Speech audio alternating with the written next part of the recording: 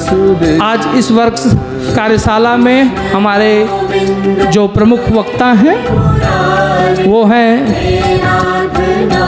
आचार्य आशीष गौतम जी, जो हरिद्वार स्थित दिव्य प्रेम सेवा मिशन के संस्थापक हैं और पिछले 30 वर्षों से पूरे भारत ही नहीं विश्व के अन्य देशों में भी इस विषय पर कार्य कर रहे हैं, सेवा, साधना और संबोधि। हमारे जो दूसरे वक्ता हैं पद्मश्री चंद्रशेखर सिंह जी, वो हमारे बीच आ चुके हैं। आपको कृषि में विशेषकर जो ऑर्गेनिक खेती है उस पे पद्मश्री से पिछले वर्ष भारत सरकार ने सम्मानित किया था। आपको जैसा पता है कि हमारे भोजन में ऐसे तत्व होते हैं जो कि कृत्रिम रसायन या हम लोग जो प्रयोग करते हैं पेस्टिसाइड्स, उसके कारण विषैला हो जाता है और हमारे लिए अलाभप्रद हो जाता है और कभी कभी नुकसानदायक भी हो जाता है। तो इस विषय पर पद्मश्री चंद्रशेखर सिंह जी अपने विचार रखेंगे। हमारे जो तीसरे मुख्य वक्ता हैं वो हैं डॉक्टर जेपी सिंह जी, जो कि डायबिटीज़ केयर स्पेशलिस्ट हैं और आपको पता है कि मधुमेह को राजरोग भी कहा जाता है, क्योंकि जिस व्यक्ति को मधुमेह हो जाता है वह जल्द ही अनेक अन्य रोगों से भी ग्रसित हो जाता है। तो आपने डॉक्टर जेपी मिश्र जी ने काफ़ी कार्य किया है इस पर और एलोपैथ में प्राय कहा जाता है कि मधुमेह हमेशा के लिए समाप्त नहीं हो सकता या इसके अन्य दुष्प्रभावों के विषय में, तो उस पर आपने बहुत कार्य किया और इन्होंने बताया कि अगर हम आहार विहार संयमित करके चले तो मधुमेह को हमेशा के लिए समाप्त भी किया जा सकता है। हमारे जो चौथे और प्रमुख वक्ता हैं वो हैं आचार्य राजेश मिश्र जी, जो कि ज्योतिषाचार्य हैं और आप एक बड़े ज्योतिष पे आपने बहुत ही शोध किया हुआ है और आचार्य जी ने आज जो अपना पक्ष रखेंगे कि ज्योतिषीय या ब्रह्मांडीय पिंडों का हमारे भोजन पे क्या प्रभाव पड़ता है और खाद्य अखाद्य जो होता है वो कैसे हम निर्धारित करेंगे, इन सारी चीज़ों पर आप प्रकाश डालेंगे। तो कुछ ही क्षणों में हमारा ये कार्यक्रम औपचारिक रूप से प्रारंभ होगा। कार्यक्रम के प्रारंभ से पूर्व हमारे योगाचार्य प्रणव पांडे जी हमें योग से के उन कुछ आसनों के विषय में बताएंगे जिसके द्वारा हमें भोजन को सुपाच्य बनाने में या हमारी जठराग्नि ज़्यादा प्रज्वलित करने में, व्यवस्थित करने में, अनुशासित करने में योगदान दे सकते हैं। उस पर आप प्रणव पांडे जी अपनी बात रखेंगे।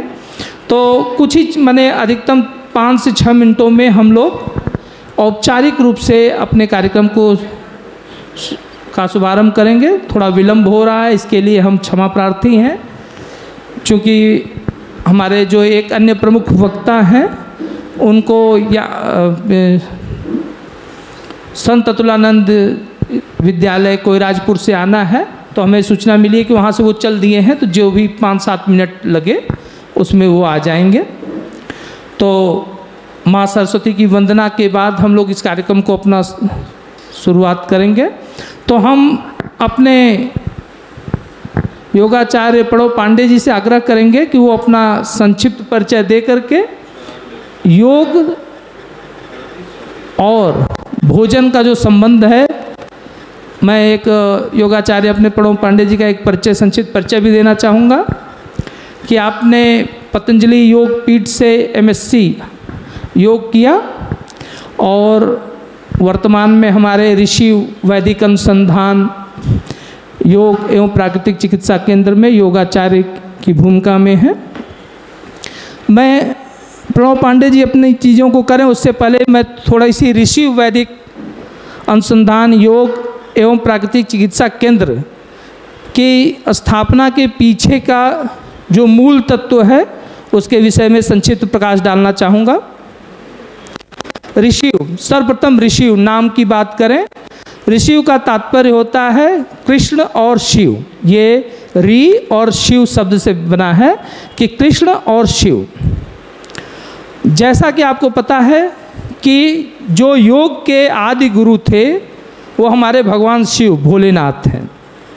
भगवान शिव से योग सूर्य भगवान को प्राप्त हुआ, सूर्य से फिर एक परंपरा में चलते हुए पतंजलि जी के पास आया और पतंजलि जी ने सर्वप्रथम, जो आचार्य पतंजलि थे, उन्होंने अपने महाभाष्य में सर्वप्रथम योग को व्यवस्थित तरीके से जनता के लिए लोक कल्याण के दृष्टिकोण से उसको लिपिबद्ध किया और उन्होंने अष्टांग योग की बात की।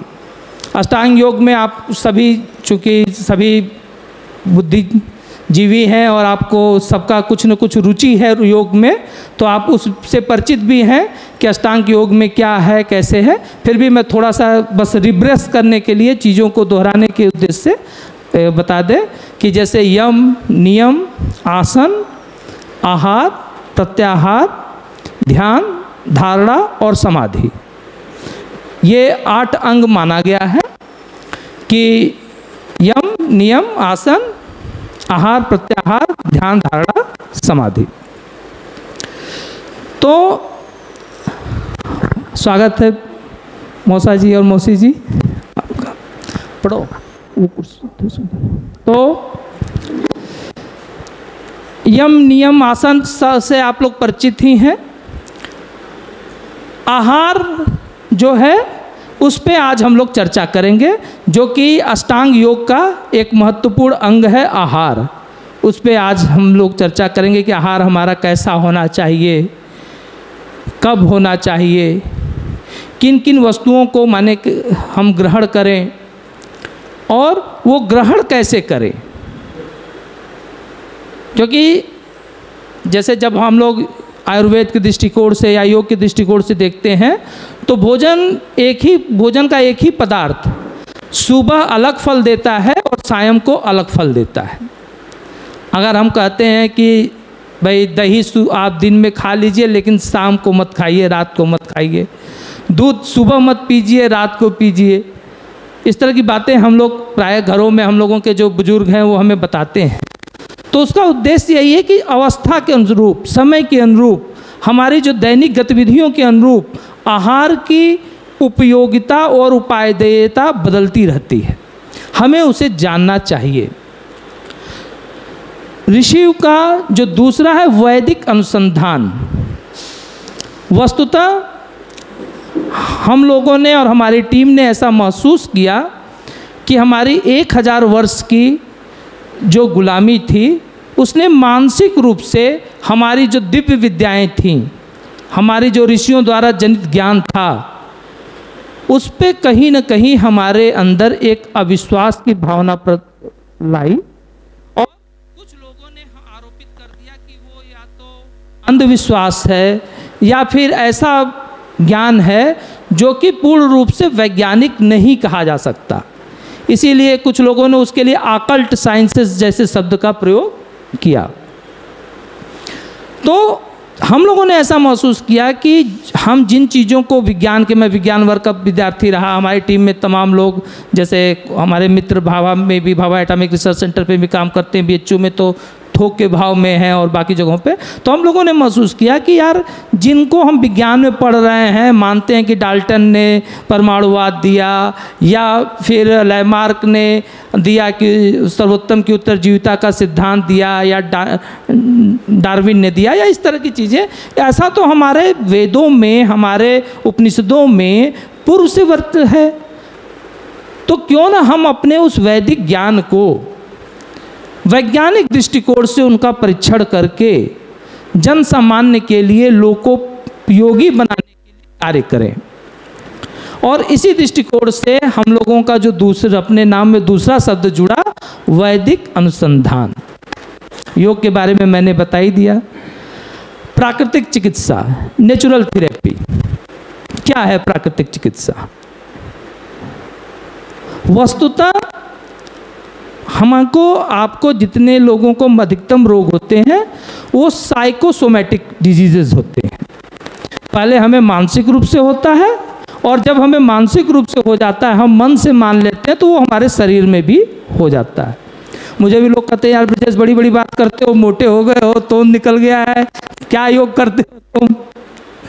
तो मैंने भी एक संकल्प लिया है आज के दिन में कि अगले 2 माह में मैं आप लोगों को योग का एक छोटा सा चमत्कार दिखाऊंगा कि पूर्ण रूप से ऊर्जावान होते हुए शरीर पे बिना विशेष परिवर्तन के 10 किलो वजन कम करूंगा। तो जब हम लोग मई और जून बिता करके 1 जुलाई को मिलेंगे तो ये परिवर्तन आप लोगों को प्रत्यक्ष रूप से दिखेगा। तो प्राकृतिक चिकित्सा माने ऐसी चिकित्सा जो हमारे पास हमारी प्रकृति ने सहज उपलब्ध करा रखा है।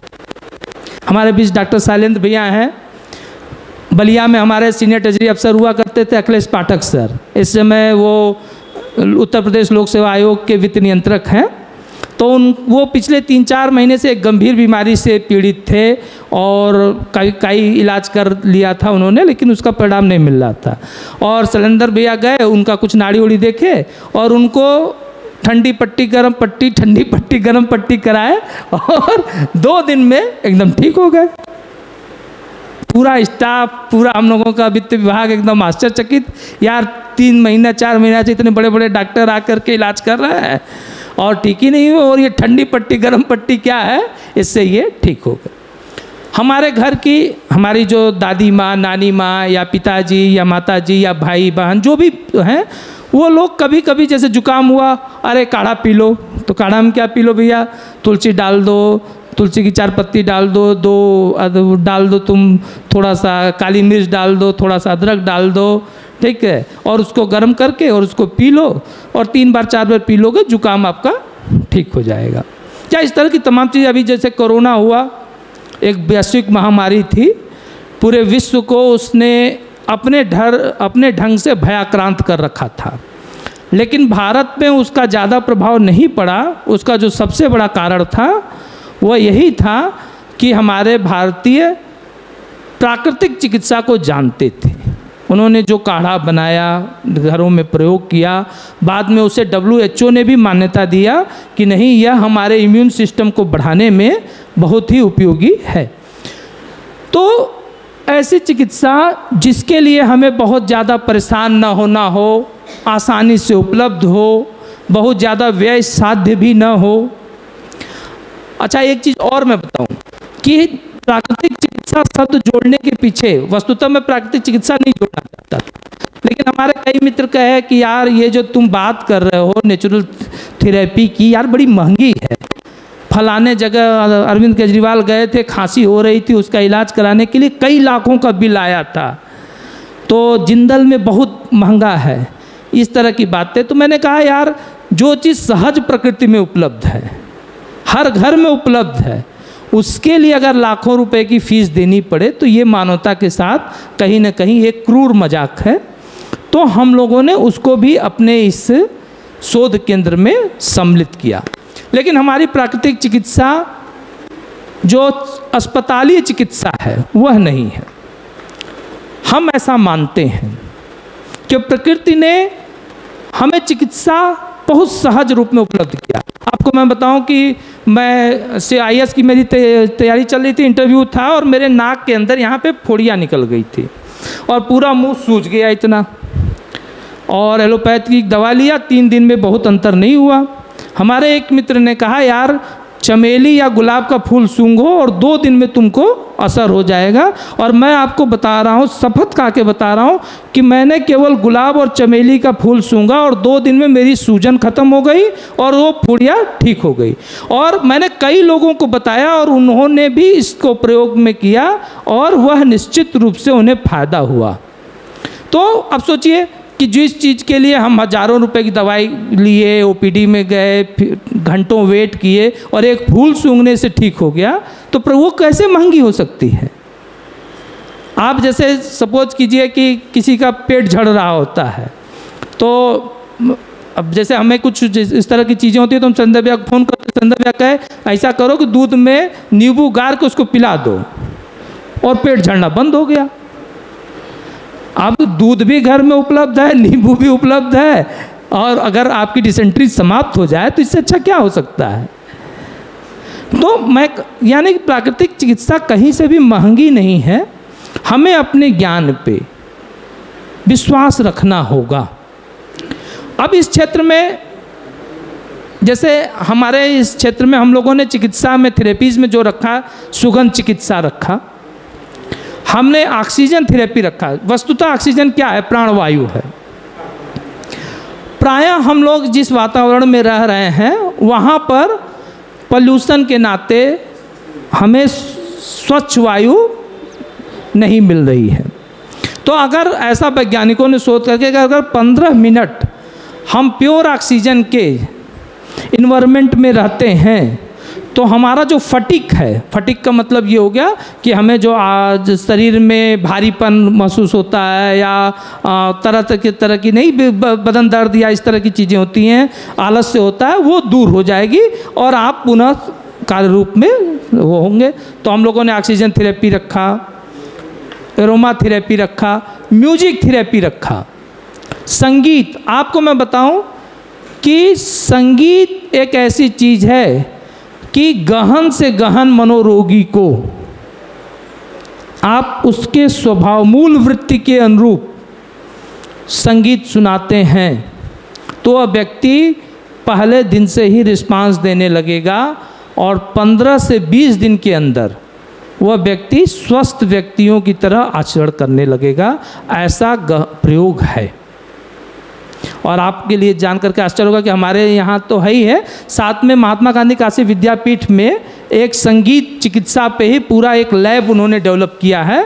भारत सरकार के सौजन्य से वहाँ करोड़ों रुपए लगे हैं, हम लोग बहुत सस्ते में कर देते। ठीक, तो संगीत चिकित्सा है। आप वैदिक मंत्रों से चिकित्सा, वस्तुतः जैसे मान लीजिए हमारे वेदों में जो वैदिक मंत्र हैं वह बहुत ही लाभदायक है। उनका जो उच्चारण है, जो उनकी आवृत्ति है, जो उनकी ध्वनि है, वह हमारे शरीर के लिए बहुत ही उपयुक्त और लाभदायक है। लेकिन हम लोग या तो सही से उच्चारण नहीं करते या फिर हम लोग ये मानते हैं कि यार ये पूजा का विषय है, इससे स्वास्थ्य का कुछ लेना देना नहीं है। मैं आपसे कह रहा हूँ कि आप कोई एक मंत्र नियमित रूप से उच्चारित करिए, आप देखिएगा कि आपके शरीर में, आपके मन में परिवर्तन आना शुरू हो जाएगा। क्योंकि योग जो है वह केवल व्यायाम तो है नहीं, कोई रोगी चिकित्सा नहीं है, वो तो बॉडी माइंड सोल तीनों पे कार्य करता है। हमारे शरीर पे कार्य करता है, हमारे मन पे, मस्तिष्क पे कार्य करता है और हमारी आत्मा पे भी कार्य करता है। तो उन चीज़ों को अगर हम लोग नियमित रूप से करते हैं तो हमें बहुत लाभ होगा। और आप लोग खुद योग अध्यासही हैं, तो आप लोग से ज़्यादा मैं क्या कहूँ, मैं प्रणव जी से आग्रह करूँगा कि आप आएँ और अपने यौगिक आसनों से बताएं कि कैसे किया जा सकता है। तब तक हमें लगता है कि हमारे अतिथिगण भी आ जाएंगे तो हम लोग अपना ये, अच्छा एक चीज़ मैं बोलना ही भूल गया, भोजन, जो कि सात्विक भोजन भी एक बहुत बड़ा चिकित्सा का कारण है। और जो बायोकेमिस्ट्री है वो वस्तुतः 32 एलिमेंट्स जो हैं हमारे भोजन के या हमारे प्रकृति के, उन्हीं पे पूरा का पूरा बेस्ड है और उन्हीं से पूरा हमारा भोजन निर्मित होता है। जैसे कंद, मूल, फल और पत्ती, 4 चीज़ें हम लोग खाते हैं ना, तो किस पौधे का क्या खाना है, कैसे खाना है, ये सारी चीज़ें बहुत महत्वपूर्ण हैं। आज इन्हीं सब विषयों पर हम लोग चर्चा करेंगे। पहले हमारे वक्तागण अपनी बात रखेंगे और उसके बाद आप लोग जिससे भी संबंधित होगा अपना प्रश्न पूछ सकेंगे।